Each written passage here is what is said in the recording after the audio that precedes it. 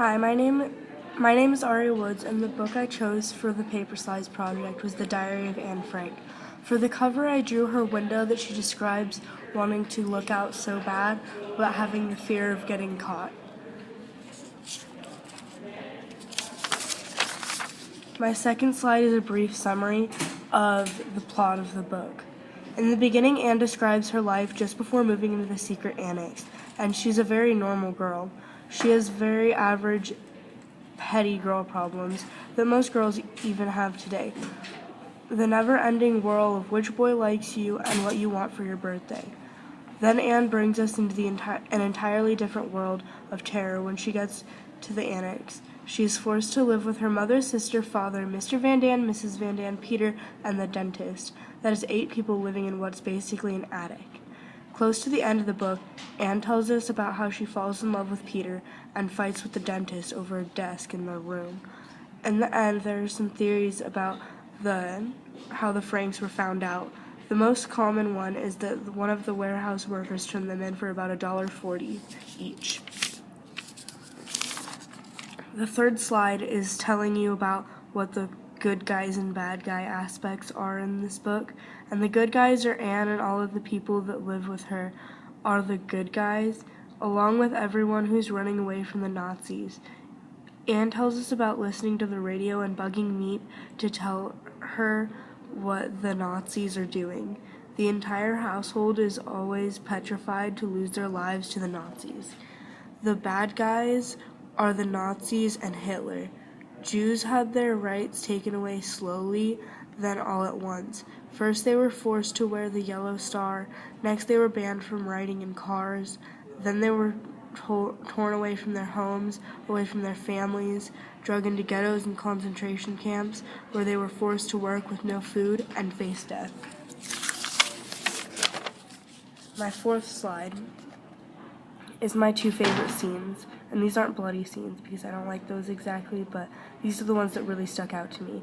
The first scene that really stood out to me was the very beginning where Anne had to leave her pet cat behind only to get to the annex to discover that Peter had brought his pet along. This scene shows the irresponsibility of the Van Daans.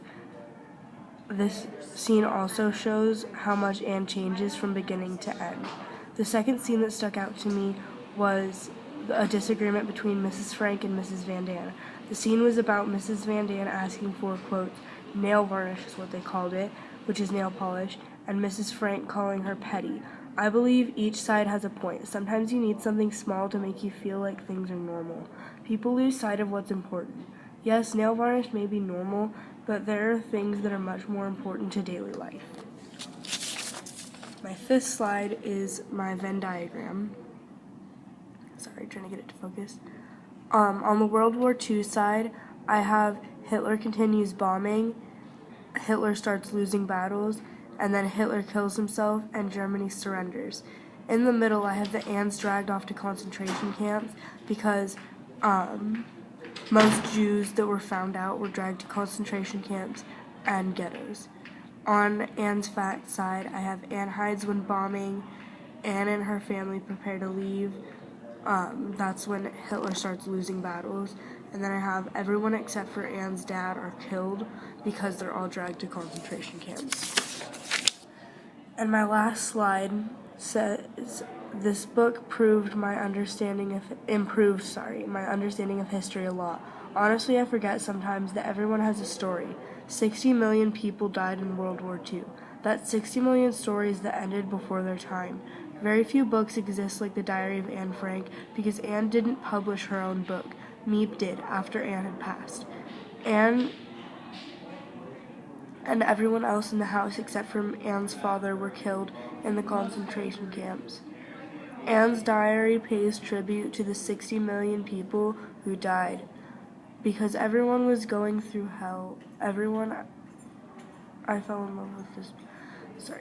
love with this book from the first page. We think our lives are so hard now, but to look back on that in time, and see that how hard it really is, that's not something you can be taught. That's real. Anne was a great writer, and it is amazing to learn what she had to deal with.